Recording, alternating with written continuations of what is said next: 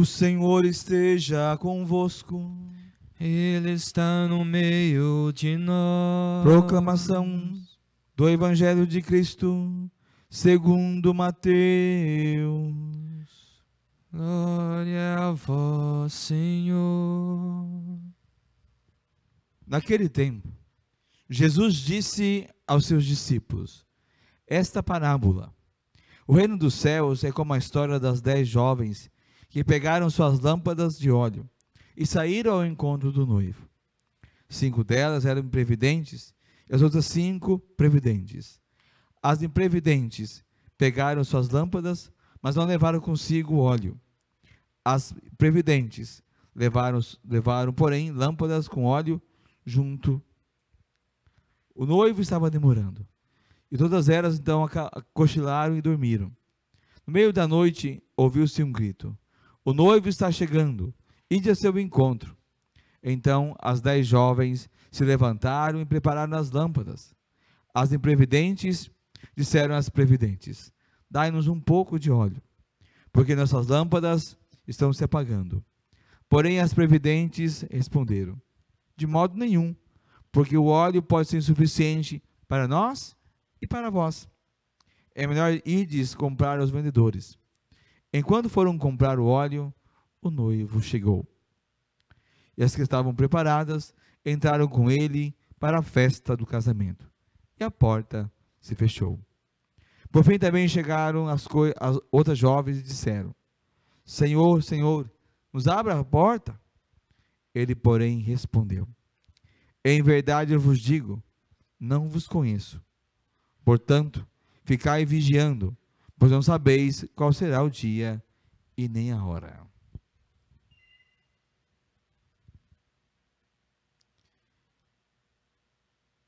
Palavra da salvação. Glória a vós, Senhor. Nós, irmãos e irmãs, estamos vivendo um tempo muito difícil dessa pandemia. E essa pandemia tem muitas lições a nos dar, a nos indicar. Uma delas é que a nossa vida é frágil. Frágil. Nos achávamos poderosos, onipotentes e não podemos com um vírus invisível. Todo mundo corre do coronavírus. Corre, irmão. Corre. Temos medo do coronavírus. Ele mata ainda por cima. É frágil. Nossa vida é frágil. E nesse mundo estamos de passagem. Talvez seja uma das grandes lições desse tempo de pandemia. A fragilidade da nossa vida. A fragilidade deste mundo. A fragilidade das coisas do mundo. Também, irmãos e irmãs, acredito que a pandemia é um tabu no meio de nós. A pandemia, por conta de tudo que significa, das coisas difíceis que tem provocado, dos movimentos mais cruéis que possam atingir o coração das pessoas, a pandemia também tem aumentado, a gente fala muito pouco dessas coisas, aumentado o número de suicídio, mundo afora. Relatos para cá, relatos para lá, a gente não encontra isso escrito em canto nenhum, né? A mídia não divulga,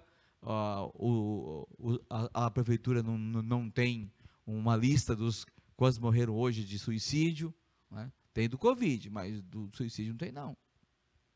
Hoje, irmãos e irmãs, e é um tema muito espinhoso, muita confusão, a gente às vezes quando a gente mistura, a gente vai levando pela fé, vai levando junto o suicídio, sempre vai nos atrapalhando um pouquinho todas essas coisas. Então nessa noite, nessa missa em que rezamos pelos fiéis falecidos, pelas pessoas falecidas, vamos tratar um pouquinho da relação entre suicídio e fé. Como lidar com isso? Talvez teu amigo, teu parente cometeu suicídio, sempre fica a dúvida, né? O suicida é um condenado? O suicida, como que a gente pode tratar desse tema? O pensamento suicida aparece com uma frequência muito maior do que sabemos ou imaginamos, pois nem sempre esse pensamento é declarado às pessoas próximas. Ninguém fica falando que vai se suicidar. Talvez por medo de serem compreendidos pelas pessoas, ou por não conseguir elaborar o assunto suficiente a ponto de colocar para fora, nem compartilhá-lo com alguém. Para alguns psicólogos, o pensamento suicida, dentre outros pensamentos negativos que uma pessoa possa ter, é considerado um dos mais significativos. A palavra suicídio, por exemplo, significa, vem do latim, sui si mesmo, e caedes, seu assassinato, né? Seu próprio assassinato. Ação de matar. Significa morte intencional, auto-infligida, isto é, quando a pessoa, por várias razões, decide tirar a sua própria vida. O suicídio também pode ser definido como um ato deliberado, executado pelo próprio indivíduo, cuja intenção seja a morte, de forma consciente e intencional. É um comportamento com determinantes multifatoriais. Além disso, é o resultado de uma complexa interação de fatores psicológicos, biológicos, genéticos, culturais, psicológicos, religiosos e socioambientais. Aprofundando sobre o valor da vida humana, a igreja vai dizer sobre isso, que o amor para consigo mesmo permanece um princípio fundamental da moralidade. Repito, está lá no Catecismo Católico, 22, no SIC, né, 22, número 2264. O amor para consigo permanece um princípio fundamental da moralidade. Pois bem, os elementos colocados até agora indicam, então, que o suicídio é uma realidade grave e lamentável, mas, ao mesmo tempo, dão espaço para perceber que condenar a quem comete suicídio seria inexato. Deve-se ter frisado que o suicídio é um mal, mas afirmar a condenação eterna de quem faz tal ato não é uma consequência necessária desse pressuposto. A igreja, sabiamente, nunca afirmou que alguém específico estivesse condenado. O inferno, a condenação, existe. Porém, cabe a Deus realizar esse juízo particular de cada pessoa, que teve a sua vida como um tempo aberto à aceitação ou à rejeição da graça divina, manifestada em Jesus Cristo. Olha isso aqui que bonito. Isso é um pensamento do Catecismo Católico, número 1021. Deus é que dá o juízo final sobre cada pessoa. Então não sou eu, nem a igreja, nem ninguém que vai condenar uma pessoa que cometeu suicídio e já achar que porque cometeu suicídio já está no inferno. Por quê? Porque essa pessoa suicida teve um tempo aberto à aceitação da graça divina manifestada em Jesus Cristo. Bonito, né? Essa pessoa tem fé. Essa pessoa tem fé e viveu uma experiência com Deus. Agora, sendo que o suicídio é um ato grave, realizado pela própria pessoa, era difícil então explicar como, embora realizando este último ato na vida, a pessoa ainda poderia ser salva. Antigamente, esse pensamento era muito confuso. Como que alguém, sabendo que é um atentado grave contra a vida, contra a fé, contra a moralidade, como que alguém, mesmo cometendo esse ato, ainda vai ser salvo? Tem gente que até hoje, quando as pessoas cometem suicídio, fica se perguntando: padre, será que se salvou? Está salva tal pessoa? Porque cometeu suicídio. Por conta disso. Por isso a gente pode ver por aí fora que até o século XX não se celebravam as exéquias para o cristão que havia cometido suicídio. Por conta desses pensamentos. Tem um filme que retrata um pouco isso, chama A Cruzada, que conta, no comecinho do filme, um dos cruzados, ele vai para a cruzada por conta do suicídio da própria esposa. Num tempo de calamidade, num tempo de violência, num tempo de guerra, num tempo de fome, a sua esposa não suporta e acaba cometendo suicídio. E as pessoas começam então a falar que elas estavam no inferno. E um dos pensamentos correntes na época, a gente está falando de um filme, né? É uma ilustração, é uma ficção científica, né? Mas falaram para esse homem que se ele fosse para as cruzadas, a alma da esposa dele sairia do inferno e iria para o céu. Então ele vai. Ele é um cruzado para salvar a sua esposa. É um pensamento medieval. Por conta que não havia as exéquias, nesse filme mostra bem claro essa relação, que a esposa foi enterrada na beira da estrada. Não tem lugar no cemitério. Onde se enterram os suicidas? Lá na Idade Média. Enterravam os suicidas na beira das estradas. Evidentemente que o suicídio é um pecado muito grave, pois atenta contra a vida, o maior dom de Deus para nós. E para a avaliação moral disso tudo, devemos considerar alguns argumentos humanos e humanizadores. Que a pessoa busque mais a autorrealização, valorizando-se, afastando de si a autodestruição. O suicídio é a negação da tentativa da autorrealização. O suicídio é a negação da tentativa da autorrealização. Somos como que apenas administradores e não donos da própria vida. O suicídio contradiz a inclinação natural do ser humano a perpetuar e a conservar a própria vida. Por isso é um pecado grave contra o amor a si mesmo. E é um ato de injustiça contra o amor ao próximo, porque rompe tragicamente os laços de solidariedade familiar e amizade. O suicídio, do ponto de vista moral, é um ato de descrença no amor de Deus. Nosso trabalho, tudo isso é o suicídio. O suicídio, do ponto de vista moral, são essas questões aí. É desamor a si mesmo, desamor a Deus, desamor aos outros. Em atitude cristã, escute isso aqui, em atitude cristã e pastoral, diante dos familiares da pessoa que cometeu suicídio, não se deve dar margem nenhuma para que os familiares se desesperem contra a situação dos que atentam contra a própria vida. É preciso falar da misericórdia e do amor de Deus. Ainda que o suicídio seja tudo isso, não se deve levar o familiar da pessoa suicida ao desespero. O que diz então o Catecismo Católico sobre o suicídio? Aí são alguns números.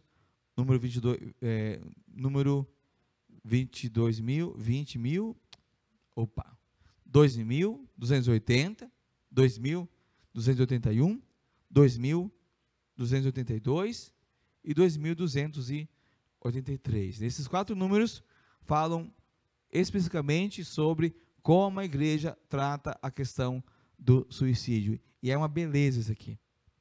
Bonito de ver. Como a igreja trata com amor, como a igreja trata com misericórdia, o tema do suicídio. Cada um é responsável por sua vida diante de Deus, que lhe deu e que dela é sempre o único soberano Senhor. Devemos receber a vida como reconhecimento e preservá-la para a honra dele e a salvação de nossas almas. Somos seus administradores e não proprietários da vida que Deus nos confiou. Não podemos dispor dela. Todo mundo tem essa percepção, né? Eu não sou dono da minha vida. A vida é um dom, a vida é uma graça de Deus. O suicídio contradiz a inclinação natural do ser humano a conservar e perpetuar a própria vida. É gravemente contrário ao justo amor de si mesmo. O suicídio é contrário ao amor ao Deus vivo. Agora vem as coisas também interessantes. Se for cometido com a intenção de servir de exemplo, principalmente para os mais jovens, o suicídio ainda adquire uma gravidade de um escândalo. A cooperação voluntária ao suicídio é contrária à lei moral. Por exemplo, a eutanásia. Quem ajuda a praticar a eutanásia comete um Pecado grave, né? Pecado grave. Distúrbios psíquicos graves, a angústia ou medo da grave provação do sofrimento ou da tortura pode então diminuir a responsabilidade do suicida. Não se deve desesperar da salvação das pessoas que se mataram. Deus pode, por caminhos que só Ele conhece, dar ocasião de um arrependimento salutar. A igreja hoje ora pelas pessoas que atentaram contra a própria vida. A igreja, irmãos e irmãs, hoje trata o suicídio com muita misericórdia, carinho, amor e atenção pastoral. Sabe das dificuldades que as pessoas têm para lidar com a vida. Olha a pandemia. A pandemia desestrutura tudo. Fere, machuca. A pandemia está roubando de muita gente a saúde mental. Por isso que eleva o número de suicídios. E essas situações, os distúrbios psiquiátricos, psíquicos, a angústia, o medo, o desespero, as provações, as tribulações, tudo isso a igreja considera. Porque ali, essas situações todas, tira da pessoa a liberdade verdadeira e profunda de ter controle pleno, total consciência do que está fazendo. É alguém que age sob efeito de alguma coisa fora dela. Geralmente o suicida nunca está de plena posse da sua consciência ou da sua vontade. E muitas vezes o que o suicida quer não é senão apenas se livrar da dor que está na sua vida, da dor que está no seu coração. E ele busca dessa forma. Há um conflito interno, que a única forma e a pessoa começa a pensar, a raciocinar, que a única forma de se livrar dessa dor é acabar com a própria vida. Pode alguém, pensando assim, ser responsável 100% do seu ato? Lógico que não. Lógico que não. Por isso que a igreja trata com muito carinho, acompanha as famílias, né? Quando tem um caso de suicídio, por exemplo, a gente tende a ficar mais pertinho da família, a acompanhar, a rezar, a ajudar a passar por esse momento. Falar sobre o suicídio, para muitos, pode ser uma ideia ruim e pode ser interpretado como um estímulo ao suicídio. Por isso que não se divulga números de suicídio, porque ainda se pensa assim. Mas graças a Deus que ultimamente aqui no Brasil, a gente está entendendo que deve-se falar sobre o suicídio. Ainda que tem ainda um estigma em torno do suicídio, a maioria das pessoas com esses pensamentos não sabe com quem conversar sobre isso. Ao contrário do que se imagina, conversar sem rodeios e direto ao assunto sobre o suicídio pode fazer acreditar em outras opções, ou dar tempo para que se possa refletir que se realmente quer se matar, ou até desistir de fazê-lo. Temos que falar. No Brasil temos uma campanha do Setembro Amarelo, sobre a campanha de prevenção do suicídio. Estamos falando. É preciso falar. Que as pessoas saibam onde falar e com quem falar. E que a igreja possa ser esse lugar que acolha essas pessoas com esses pensamentos e que, na verdade, estão sofrendo com angústia, medo. Antigamente, se pensava que o suicida estava condenado. Embora a igreja nunca ensinou isso. Hoje, com a ajuda da psicologia e da psiquiatria, sabemos que a culpa do suicida pode ser muito diminuída devido ao seu estado de alma. Rezemos, irmãos, nessa noite, pelas pessoas que nós conhecemos que cometeram suicídio. Rezemos de modo especial por todos eles, por sua salvação. E precisamos ao Senhor, nosso Deus, por caminhos que só Ele conhece, como está no catecismo, possa acolher na sua glória. Glória ao Pai, ao Filho e ao Espírito Santo. Como era no princípio e agora